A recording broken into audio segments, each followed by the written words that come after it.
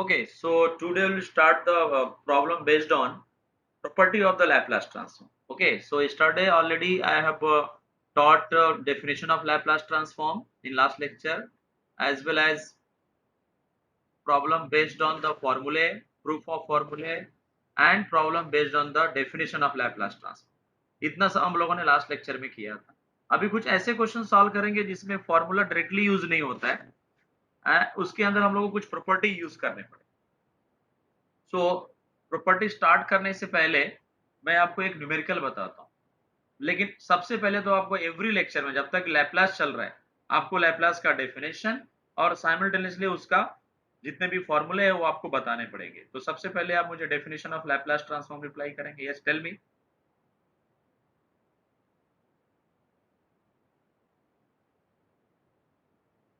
Integration of 0 to infinity Yes, 0 to e raised to minus for minus st. Very good. F of t d. f of t dt. Very good. Now list of the formulae. List of formulae of Laplace transform. Tell me the first formula. Constant k by s. Yes, Laplace transform of constant, that is k by s. Very good. Next formula is what? Sin Sin at is equal to a upon s square plus a square. Very good. Next, third formula Cos A is equals to s upon cos s AT. square plus c square. Yes, very good. Next, formula number 4. E Sin raised to 80 is equal to 1 upon s minus a. Sin hyperbolic का पहले बताएंगे. Sin 80 a upon s square minus a square. Very good. A upon s square minus a square. Cos hyperbolic 80. This is equal to s upon s upon s square minus a square. And next, Laplace transform of e raised to 80. This is equal to 1 upon 1 upon s minus a. Very good. And Laplace transform of e raised to minus 80. This is equal to 1 S upon s plus a. plus 1 a. upon s plus. Last one is Laplace transform of t raised to n. Yes. Gamma n plus 1 upon s. Gamma n plus 1 raised to n plus 1, or another formula is what? n factorial upon s raised to n plus S raised to n. These are the formula.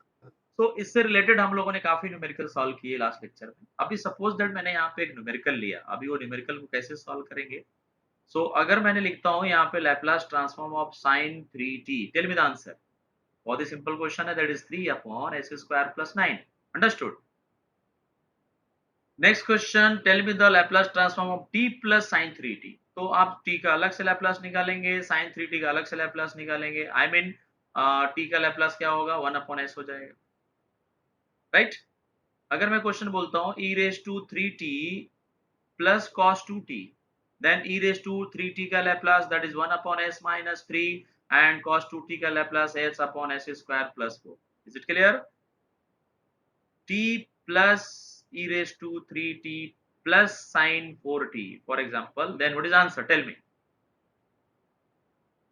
So that is 1 upon s. t का Laplace 1 upon s, right? Not 1 upon s, 1 upon s square आएगा ना. According to formula that is 1 upon s square आएगा, इधर भी 1 upon s square आएगा. 1 factorial upon s square. t raised to n, what is the Laplace transform of t raised to n? That is n factorial divided by s raised to n plus 1. And suppose that n equal to 1 है तो t का Laplace आ जाएगा 1 factorial divided by s raised to 1 plus 1, finally 1 upon s square. Is it clear? Students, yes, understood? Yes sir. Yes sir. Okay, very good. तो यहाँ t का Laplace calculate किया, that is 1 upon s square. e raised to 3t का Laplace, tell me the Laplace transform of e raised to 3t. 1 upon s minus 3. Very good. And what is the Laplace transform of sin 4t? 4 upon s square plus 16. 4 upon s square plus 4 का square I mean 16. तो ये 3 basic questions मैंने solve करके दिया. But अगर मैं question ऐसे लिख देता हूँ, अभी ध्यान से देखो, ये question number 4, Laplace transform of t e raised to 3t into sin 4t, ऐसा क्वेश्चन आ गया. Then what is the Laplace transform of this question? You can't solve this question directly because इसके बीच में हम लोग स्प्लिट नहीं कर सकते, लिनियरिटी प्रॉपर्टी यूज नहीं कर सकते. प्लस माइनस रहता है तो हम लोग स्प्लिट कर देते हैं, और स्प्लिट करने को ये प्रॉपर लैंग्वेज में लिनियरिटी प्रॉपर्टी बोला जाता है.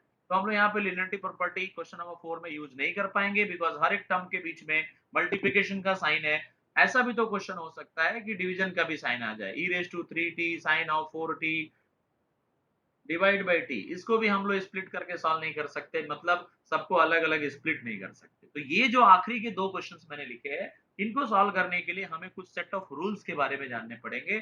सेट ऑफ रूल्स मतलब set of property. Set of rules आपके लिए रूल्स है एंड लैप्लास ट्रांसफॉर्म के लैंग्वेज में that is called as properties of Laplace transform. तो हम लोग पहले प्रॉपर्टी डिस्कस करेंगे एंड फिर बाद में ये आखिरी के जो दो सम मैंने आपको लिख के दिया, जो मैं बोल रहा हूँ कि इसको डायरेक्टली सॉल्व नहीं कर सकते, तो कैसे सॉल्व करेंगे, राइट? तो उसके लिए पहले सेट ऑफ रूल डिस्कस करते हैं। रूल स्टार्ट करने से पहले मैं आपको वापस से पूछूंगा Laplace transform F of D, तो इसका आंसर आपको किसके टर्म में आता है? तो आपने जितने भी फॉर्मूला लिखे या फिर डेफिनेशन लिखा, आपने देखा कि लास्ट में जो रिजल्ट आता है वो एस के टर्म में आता है। ये आपने इधर गौर किया?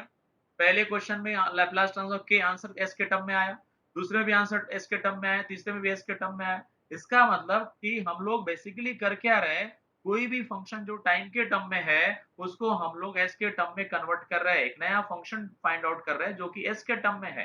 तो इसलिए इसका नाम है ट्रांसफॉर्म।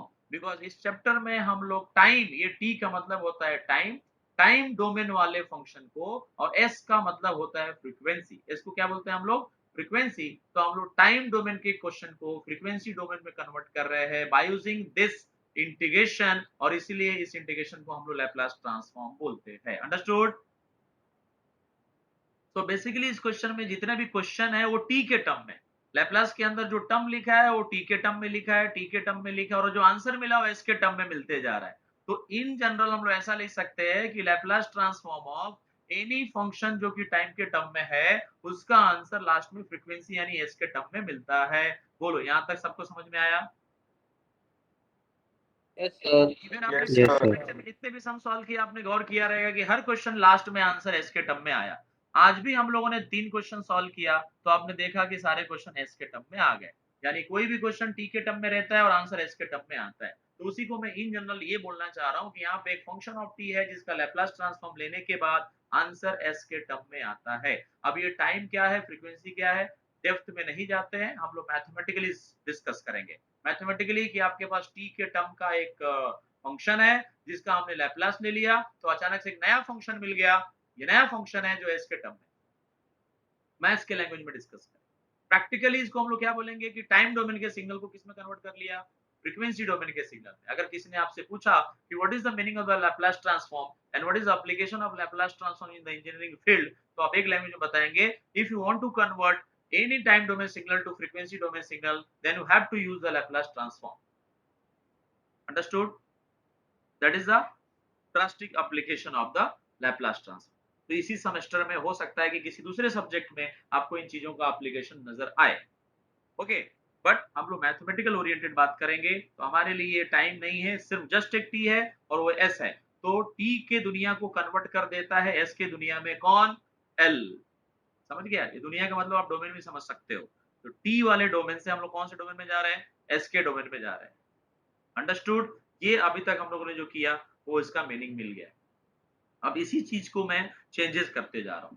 अब मैथमेटिकली बातें करें। अगर मैंने इस टी के साथ, ये जो फंक्शन है टी, इसके साथ अगर मैं यहाँ पे कुछ चेंजेस करूं, चेंजेस करने का मतलब कि अगर मैंने इसके साथ suppose that e raise to at का मल्टीप्लाई कर दिया, किसका मल्टीप्लाई कर दिया बोलो? e रेज टू एटी का मल्टीप्लाई किया। तो कॉमन सेंस क्या बोलता है कि अगर मैं क्वेश्चन में e रेज टू एटी यानी कुछ चेंजेस कर रहा हूं, तो बट ऑब्वियस है कि आंसर में कुछ ना कुछ चेंजेस होने चाहिए कि नहीं? ऑफ कोर्स चेंजेस होने चाहिए। तो क्या चेंजेस होने वाला है, वो चेंजेस मैं आपको शेयर कर रहा हूं, और ये आपका पहला रूल है। इसको रूल की तरह मेमोराइज करो। अगर आपके दिमाग में ये बात आती है कि सर ऐसा क्यों हो रहा है, ऐसा e रेज टू एटी से मल्टीप्लाई करने के बाद हम लोग आंसर में जहां s लिखा है उसको s माइनस a लिख देते हैं, ऐसा क्यों लिखते हैं? तो ये हम इसको रूल को प्रूफ करके आपको जस्टिफाई करेंगे। लेकिन फिलहाल आपको क्या करना है? रूल को मेमोराइज करना है, प्रूफ हम लोग बाद में डिस्कस करेंगे। अंडरस्टूड? तो रूल नंबर 1 कि अगर आपने f ऑफ t के साथ e रेज टू एटी का मल्टीप्लाई किया, तो आंसर में आप s को किससे रिप्लेस कर दोगे? s माइनस a से रिप्लेस कर दोगे। सिमिलरली अगर इसी रोल में थोड़ा और चेंज करूं, e रेज टू एटी की जगह माइनस एटी से मल्टीप्लाई कर देता हूं अगर क्वेश्चन के अंदर, f ऑफ t हमारे लिए क्वेश्चन है, एफ ऑफ टी हमारे लिए क्वेश्चन है, क्वेश्चन में मैंने स्मॉल चेंजेस किया, ई रेज टू एटी से मल्टीप्लाई किया, तो आंसर ये फाइव ऑफ एस ये हमारे लिए आंसर है। तो आंसर में जहां एस लिखा था एवरी एस को हमने एस माइनस एस से रिप्लेस कर दिया। उसी तरीके से अगर हमने ई रेज टू माइनस एटी से मल्टीप्लाई किया देन आंसर में क्या चेंजेस होगा, टेल मी। plus a.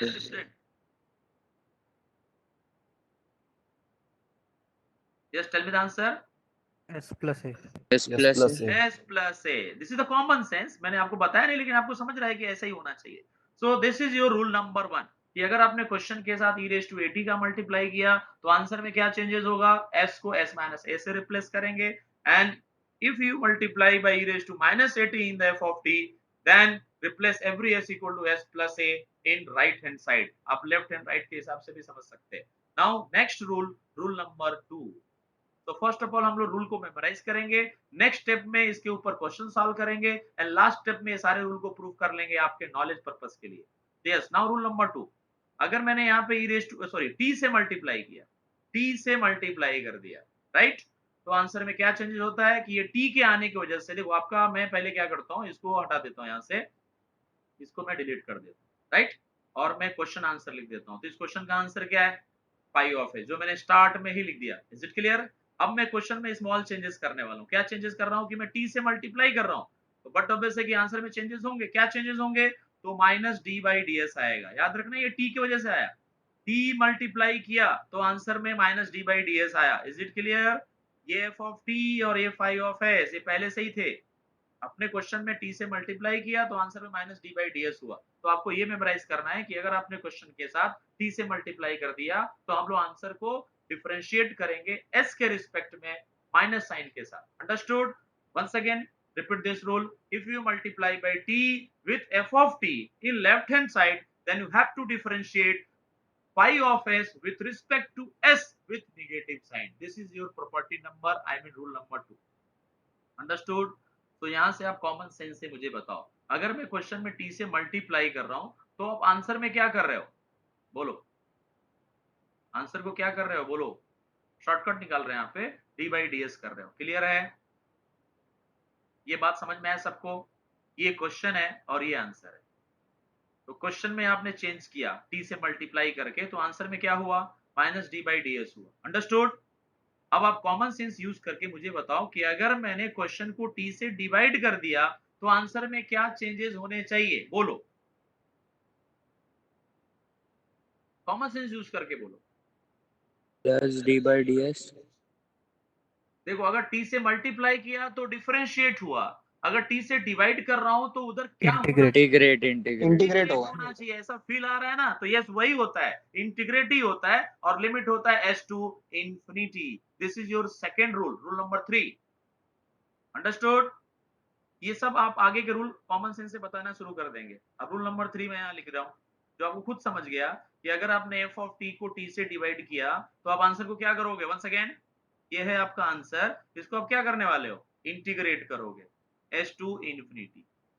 एक चीज आप नोटिस कर रहे हो, ये लेफ्ट साइड में जो कुछ भी कर रहे हो आप टी के साथ कर रहे हो, उधर जो कुछ भी हो रहा है एस के साथ हो रहा है और एस के रिस्पेक्ट में हो रहा है। इधर आप टी से मल्टीप्लाई कर रहे हो लेकिन उधर डिफरेंशिएट एस के रिस्पेक्ट में हुआ, इधर आपने टी से डिवाइड किया बट उधर इंटीग्रेट एस के रिस्पेक्ट में हुआ, राइट। बट एक चीज आपको इस चैप्टर में समझ में आया कि मल्टीप्लाई करने वाला जो ऑपरेशन है इस चैप्टर में डिफरेंशिएशन वाले ऑपरेशन के इक्वल नजर आ रहा है कि नहीं? इधर मल्टीप्लाई तो इधर डिफरेंशिएट, इधर डिवाइड उधर इंटीग्रेट।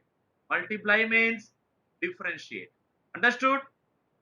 इस चैप्टर में ऐसा एक रूल बन रहा है कि मल्टीप्लाई करने से डिफरेंशिएट, डिवाइड करने से क्या हो रहा है, बोलो, इंटीग्रेट। अब कॉमन सेंस यूज करके मुझे बताओ कि अगर मैं इधर डिफरेंशिएट करूं तो उधर क्या होगा, बोलो। अगर मल्टीप्लाई करने से डिफरेंशिएट हो रहा है तो डिफरेंशिएट करने से क्या होना चाहिए, मल्टीप्लाई। यार, मल्टीप्लाई करने से डिफरेंशिएट तो डिफरेंशिएट करने से मल्टीप्लाई। अगर डिवाइड करने से इंटीग्रेट हो रहा है तो इंटीग्रेट करने से क्या होगा, डिवाइड होगा। ये आ रहा है ना फीलिंग, ऐसा होना चाहिए और वही होता है। लेकिन बस आपको इस चीज का ध्यान में रखना है कि आपको लेफ्ट साइड में जो कुछ भी करना है टी के साथ करना है और टी के रिस्पेक्ट में करना है, और राइट साइड में जो कुछ भी करना है वो आपको एस के साथ करना है और एस के रिस्पेक्ट में करना है। तो अभी मैं यहाँ रूल नंबर 3 लिखने जा रहा हूँ, सॉरी रूल नंबर 4। यस, अभी मैं इधर इंटीग्रेट कर रहा हूं, किसके रिस्पेक्ट में इंटीग्रेट करूंगा जरा आप बताना। Yes, integrate with respect to what, which term, T T के T. टर्म। मैंने आपको पहले ही नोटिस कर दिया है कि आपको जो कुछ भी करना लेफ्ट साइड में टी के रिस्पेक्ट में करना है, तो आपने टी के साथ इंटीग्रेट कर दिया। लिमिट मैं बता देता हूं, जो आपको मालूम नहीं है कोई बात नहीं। अब मुझे बताओ राइट साइड में क्या करूंगा मैं, Divide.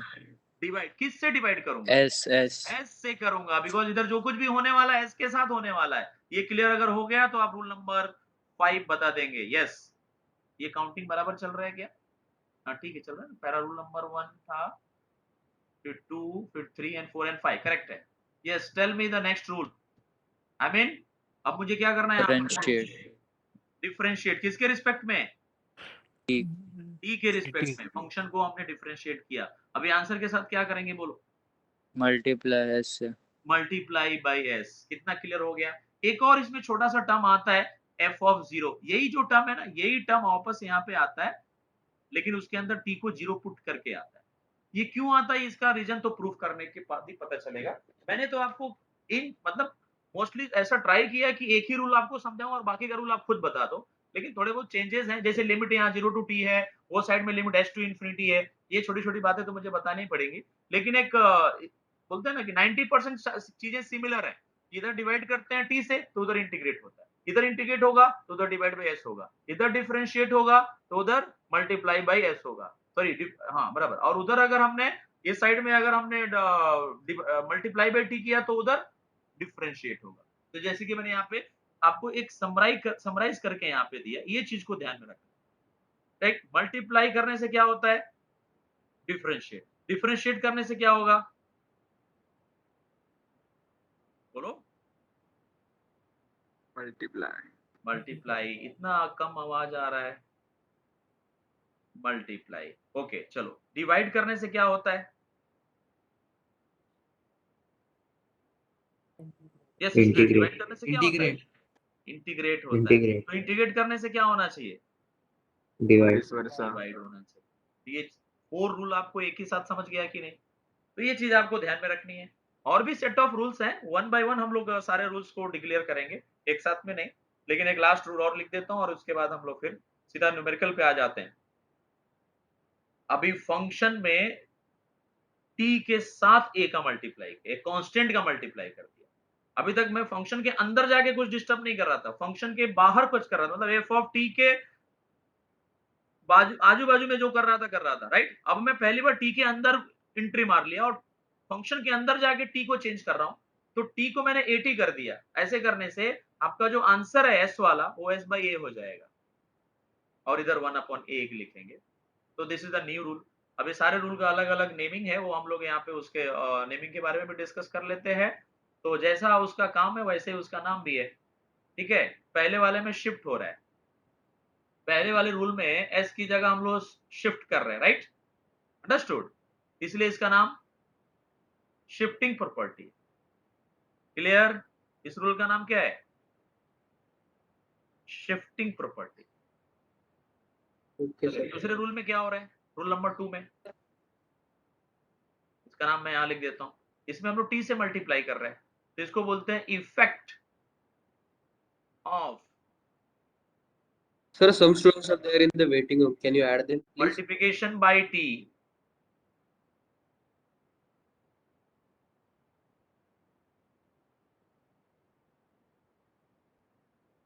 ओके सो टोटल मैंने अभी तक आपको 5 रूल्स बताए, एंड जैसा उसमें रूल के बारे में जो हो रहा है वही उसका नाम यहाँ पे डिसाइड हो रहा है। अब इसमें टी से मल्टीप्लाई करने का इफेक्ट देख रहे थे, इसलिए इस रूल का नाम है effect of multiplication bye T. Okay, and next वाले रूल का नाम क्या होना चाहिए, रूल नंबर 3 का नाम बोलो, यस बोलो, यस स्टूडेंट। Division. खाली डिवीजन बोलने से होगा, effect of division, Effect of division by T. पूरा बोलो ना, effect of division bye T. Okay, next वाले में क्या हो रहा है, रूल नंबर 4 में क्या कर रहे हैं हम लोग, इंटीग्रेट कर रहे हैं, तो इसको हम लोग बोलते हैं इंटीग्रेशन प्रॉपर्टी। और नेक्स्ट वाले में क्या हो रहा है, डिफरेंशिएशन प्रॉपर्टी, तो मैंने अभी तक आपको 4 प्रॉपर्टी बता दी। इसको, इसका नाम आप नहीं बता पाओगे, इसको मैं ही बताऊंगा। इसको चेंज स्केल प्रॉपर्टी बोलते हैं। क्या बोलते हैं इसको? Change scale property. तो फाइनली मैंने आपको टोटल कितने रूल्स बताए? टोटल 6 रूल्स बताए। और भी रूल्स हैं जो धीरे धीरे डिक्लेयर होते जाएंगे, बट ये 6 रूल समझ में आए? आपके माइंड में बैठा कि नहीं ये रूल? वंस अगेन एक बार रिकॉल कर देंगे, क्योंकि पूरा रूल आपके माइंड में सेट होना चाहिए। ओके, तो फर्स्ट रूल में, yes, once again, if you multiply by e raised to at with f of t, then you have to replace every s equal to s minus a. Understood? And Yes, sir. similarly, if you multiply by e raised to minus at with f of t, then you have to replace every s equal to s plus a in right hand side. This is your called as shifting property. Go for the next property, that is effect of multiplication by t. In this property, if you multiply by t in left hand side, or you can say if you multiply by t with f of t, then you have to differentiate with respect to s with negative sign in right hand side. Understood? Similarly, now third property is the effect of division by t. If you divide by t in the left hand side, then you have to integrate in right hand side with respect to it, and limit is s to infinity. Limit important hai, limit is s to infinity. And next property is the integration property. If you integrate with respect to t with limit 0 to t, इस बार limit 0 to t है, then divide by s in right hand side.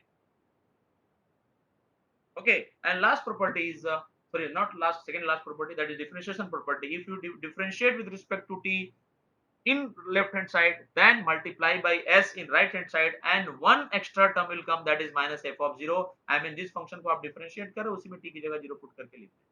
And last one is the change scale property. If you multiply by any constant value with respect to t, then replace every s equal to s by a and multiply by 1 by a with total question. That is called as change scale property. अब इसका proof हम लोग बाद में discuss करेंगे। पहले इस property को समझने के लिए इसके ऊपर कुछ क्वेश्चन सॉल्व करते हैं।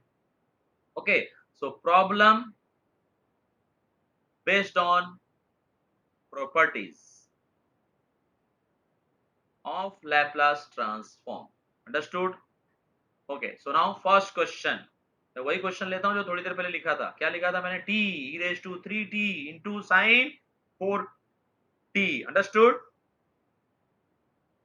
यही था ना आपका क्वेश्चन? थोड़ी देर पहले मैंने लिखा, बोला कि इसको हम लोग डायरेक्टली सॉल्व नहीं कर सकते, बिकॉज अगर ये क्वेश्चन कुछ इस तरीके से रहता t plus e raised to 3t plus sin 4t, तो इसका आंसर इजीली मिलता है। इसको अलग से लैप्लास निकालते 1 upon s स्क्वायर, इसका 1 upon s minus 3, और इसको 4 upon s स्क्वायर प्लस 16 लिख देते हैं। अंडरस्टूड? बट यहाँ पे मल्टीप्लाई साइन होने की वजह से ऐसा कुछ भी हम लोग इस क्वेश्चन के साथ नहीं कर सकते। तो क्या करेंगे?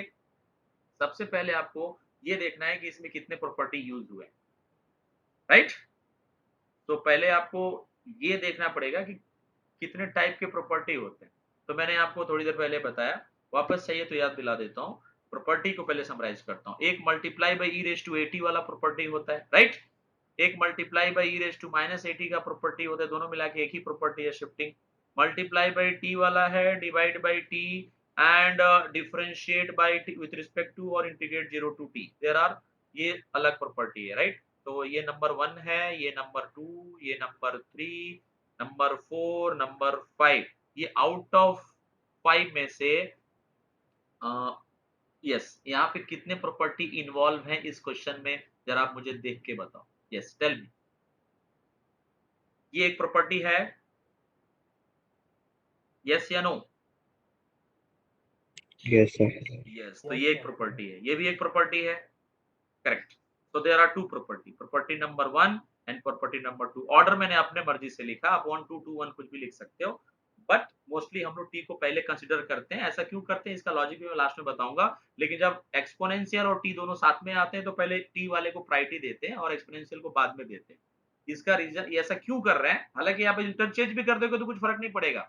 मतलब ई रेज टू 3t को आप नंबर 1 बोलो और टी को 1 2 बोलो तो भी चलता है, लेकिन क्वेश्चन थोड़ा लेंदी हो जाएगा, तो वो दोनों मेथड से हम लोग सॉल्व करके देंगे। लेकिन पहले आप लेवल 1 में इतना समझ के लो कि अगर एक्सपोनेंशियल वाला टर्म और मल्टीप्लाई बाई टी वाला टर्म या डिवाइड वाला टी वाला टर्म दोनों में से कोई भी आता है तो पहले टी वाले टर्म को ही नंबर 1 बोलेंगे एंड एक्सपोनेंशियल वाले को नंबर 2 बोलेंगे। अंडरस्टूड? यहाँ तक समझ में आया? अभी जो भी आपने प्रॉपर्टी यहाँ पे आइडेंटिफाई किया, उन दोनों को ना आप सोल्यूशन स्टार्ट करने से पहले, मतलब सोल्यूशन जैसे आप स्टार्ट कर रहे हो, इन दोनों लोगों को यहाँ से गेट आउट बोल दो, मतलब इनको डिस्कार्ड कर दो। तो बच्चा क्या क्वेश्चन में फिर? जो भी Sin आपने 4t. मार्क किया है 1 एंड 2, उनको डिस्कार्ड करके जो क्वेश्चन में बच गया रेस्ट पार्ट उसको बोलो। तो क्या बच गया क्वेश्चन में? Sin 4t. Sin 4t. Sine 4t। अब ये आपका क्वेश्चन, और ये चीज को यहाँ लिखना है सिंस से। सिंस मतलब आपने प्रॉपर्टी को आइडेंटिफाई किया, उनको गेट लॉस बोला, रेस्ट ऑफ पार्ट को आपने लिखा, और इसका आप आंसर बताओ बाय यूजिंग फॉर्मूले ऑफ लैप्लास ट्रांसफॉर्म। तो लिस्ट ऑफ फॉर्मूले में से कोई एक फॉर्मूले से ये मैच हो रहा है, जिसका आप आंसर मुझे बोलेंगे। Yes, tell me what is the answer of this question.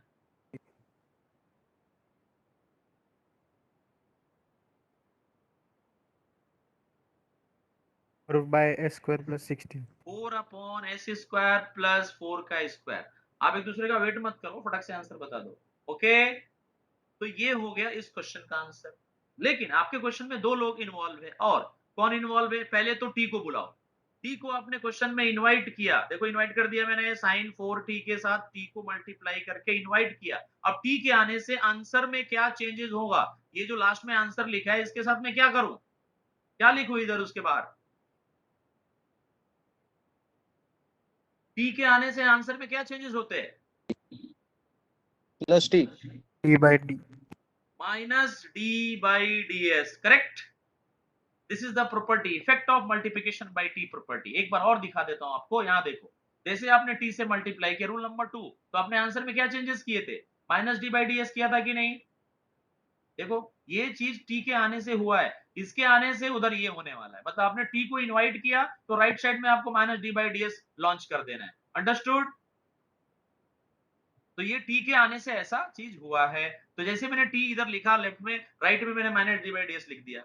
बोलो यहां तक कंफर्टेबल है आप लोग? Yes, sir. अब Yes, डेरिवेटिव sir. आपको बताना है। ऑलरेडी आपने 12th स्टैंडर्ड से पढ़ते आ रहे डेरिवेटिव, बस आपको डिफरेंशिएट करना है। तो मुझे नहीं लगता है कि आपको डेरिवेटिव आता रहेगा, इसलिए मैं आपके लिए कुछ फॉर्मूला लिख देता हूं। मैं लिखूंगा 1 अपॉन समथिंग, जिसका डेरिवेटिव होता है माइनस 1 अपॉन समथिंग का square, and one second derivative of something. जहां जहां फॉर्मूला यूज होते जाएगा मैं लिखते जाऊंगा। समथिंग मतलब function of S, something is nothing but function of S. तो यहाँ पे -4 को मैं 4 को बाहर ले लिया, तो ये D by D S of 1 upon something जैसा दिख रहा है कि नहीं? समथिंग में फंक्शन ऑफ एस होना चाहिए, जो कि है ऑलरेडी। अब उस फॉर्मूले के according tell me the answer. Next step में -4 क्या आएगा? What is the derivative of 1 upon something? Tell me. That is Minus 1 upon something square. Square, something मतलब डिनोमिनेटर का square, and one second derivative of this term, इसका derivative आप बता सकते हैं मुझे? 2x. 2s plus 0, very good. तो finally ये सब सिंप्लीफाई हो गया। What is the last answer? So that is 8 upon s square plus 16 the whole square. So this is the answer of t into sin 4t. Is it clear? Any doubts? Sir, it is. हाँ, yes बोलो। 8s आएगा ना? हाँ 8s आएगा, very good. Okay, so I think so आपको समझा ये चीज, ये क्वेश्चन समझा यहाँ तक students? Yes, sir. Yes. Yes, तो sir. अभी आपके क्वेश्चन में दो प्रॉपर्टी इन्वॉल्व है राइट ना। There are two property involve in our question. Number 1 is the multiply by t and number 2 is the multiplication by e raised to 3t. there are two property, मैंने mark करके भी रखा है 1 and 2। तो अभी आपने start किया कैसे? जिसको आपने मार्क किया उसको आपने स्टार्ट में गेट आउट बोल दिया, फिर उस बचे हुए पार्ट का आपने लैप्लास कैलकुलेट किया। लास्ट में आपने क्या किया? नेक्स्ट स्टेप में जिसको आपने डिस्कार्ड किया उसमें से एक को इनवाइट किया। मैंने टी को इनवाइट किया, टी के आने से क्या अफेक्ट होता है वो हमने राइट साइड में दिखाया और उसका आंसर भी निकाला। अब हम लोग किसको इनवाइट करेंगे? क्वेश्चन में और कौन बच गया है? E raised to 3t. Raised to 3t. 3t को इनवाइट करेंगे। इनवाइट करने का मतलब देयरफॉर लिख दिया, मतलब मैं इनवाइट कर रहा हूं। किसको इनवाइट करूंगा? e raised to 3t को। तो इसके आने से आंसर में क्या चेंजेस होते हैं? तो मैं आपको याद दिला दूं कि जैसे क्वेश्चन में e raised to t आता है, आंसर में जहां भी s लिखा है एवरी s को आपको s माइनस 1 कर देना है। एवरी s को, यहाँ a की जगह 3 है, याद रखना, यहाँ a की जगह 3 लिखा है, तो आप एवरी s को क्या करोगे? s माइनस फ्री कर दोगे। तो ये है आपका लेटेस्ट आंसर, और इसी आंसर में आपको s को s माइनस 3 कर देना है। तो आप s को s माइनस 3 रिप्लेस करके बोलना शुरू करेंगे। So that is s minus 3 नीचे s minus 3 the whole square plus 16 complete whole square. This is your final answer. Any doubt? Then ask me. No, sir. Yes student बोला। Out, sir. Yes any doubt? No, sir. Okay, No, sir. so let's see another example based on this. पहले आप question को समझो अच्छे से, फिर note down करेंगे हम लोग, डोंट वरी। ठीक है, तो नेक्स्ट क्वेश्चन में ज्यादा नहीं, मैं स्लाइडली चेंज करता हूं। सपोज मैंने यहां लिख दिया t sin t divide by e raise to t the whole square कर दिया। ठीक है, तो सबसे पहले आप इसको रीअरेंज करो। रीअरेंज करने का मतलब ये पावर को स्प्लिट करके लिखो। तो मैं इसको e raise to minus 2t लिख सकता हूँ, t square into sine square ऐसा लिख सकता हूँ क्या? बोलो students. Yes, sir. Yes, sir. Yes. अब मुझे आइडेंटिफाई करके बताओ इसमें कितने प्रॉपर्टी इन्वॉल्व है। ये मल्टीप्लाई बाय टी वाला प्रॉपर्टी और ये वाला property, there are two property. Understood?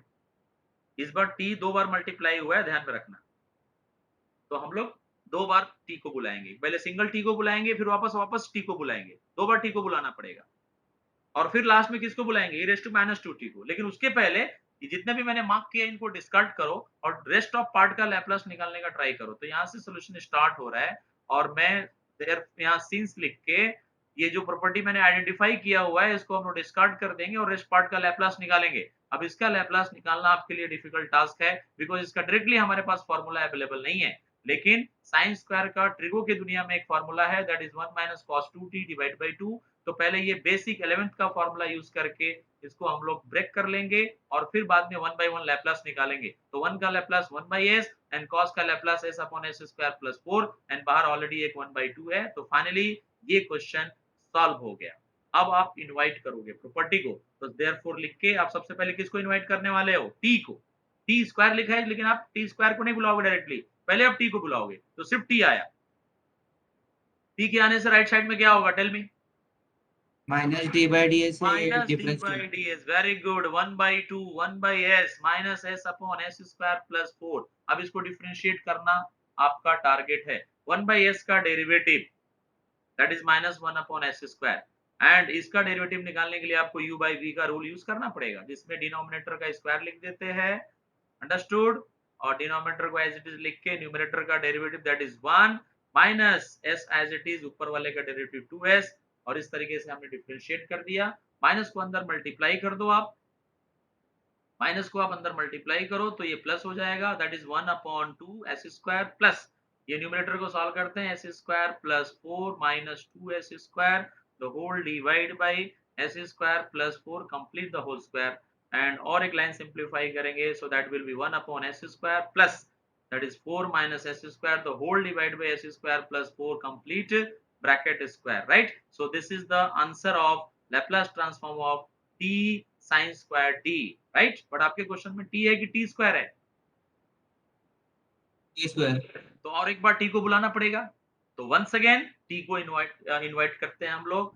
so उसके आने से वापस से क्या होगा? बोलो। Therefore Minus d by ds वापस से से एक और difference t को बुला दिया, जिसकी वजह से टी स्क्वायर हो गया, और वो टी के आने से इधर वापस से माइनस, जब जब टी आता रहेगा तब तब इधर minus D by D S आता रहेगा। तो ये बात समझ में आ गया रहेगा आपको, और ये मैं रेस्ट ऑफ पार्ट को एज इट इज कॉपी कर लेता हूँ, एंड फिर बाद में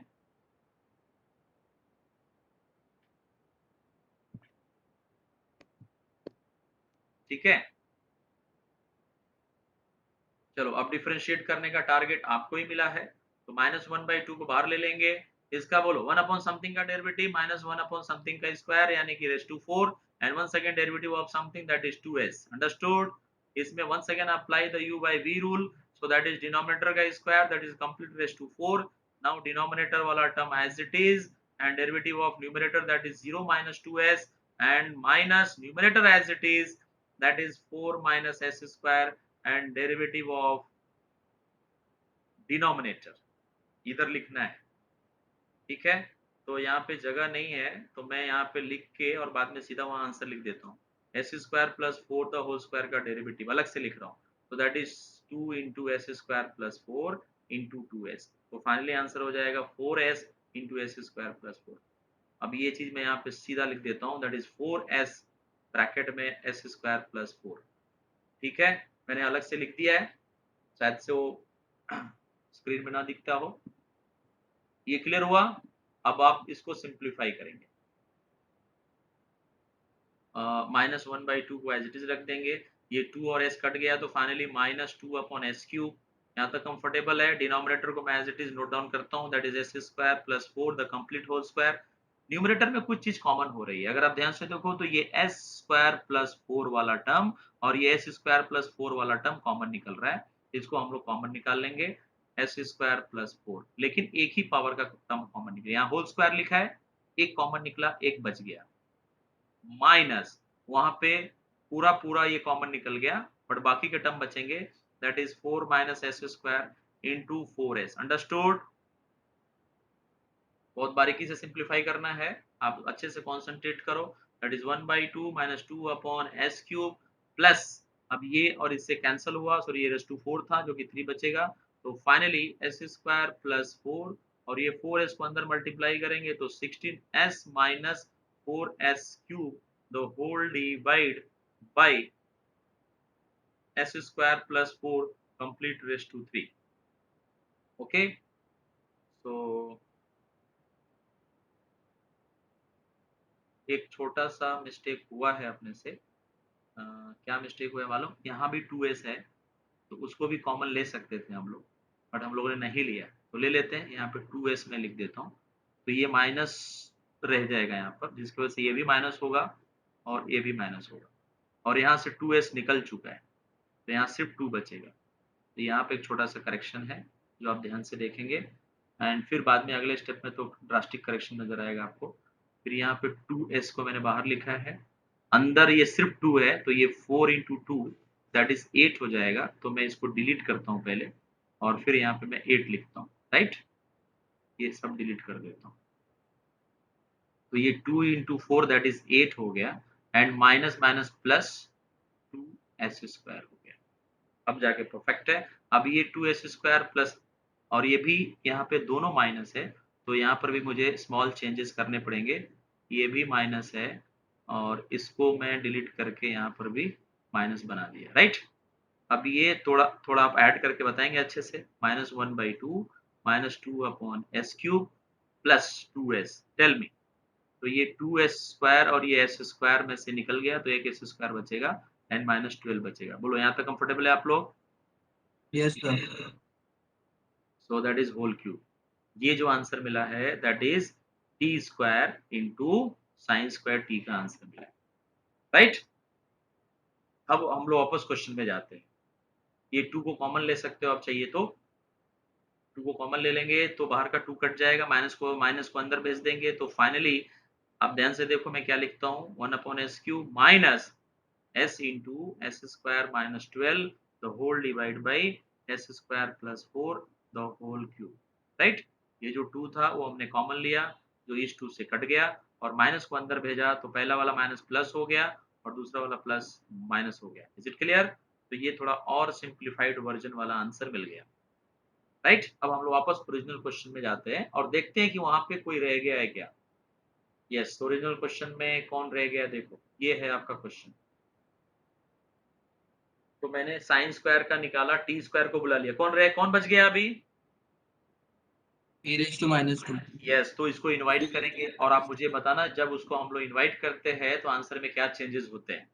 देयरफॉर करके इनवाइट करना है, e रेज टू -2t लिख दिया, T square sine square T. अब मैंने जैसे इनवाइट किया आपको आंसर में चेंजेस करना स्टार्ट कर देना है, क्या चेंजेस होंगे बताओ। e रेज टू 80 के आने प्लस से, 2 s प्लस -80 के आने से s में क्या चेंज होता है, s प्लस होता है या माइनस होता है? s प्लस a Plus होता है। a. प्लस ये होता है, बट यहाँ एक ही जगह -2 है, तो आप बराबर अच्छे से मुझे बोलेंगे s plus 2 the whole cube minus, बोलते जाओ, s plus 2 bracket s plus 2 the whole square -12 complete bracket the whole divide, बोलते जाओ, s plus 2 complete whole square plus 4 complete bracket whole cube, this is your final answer.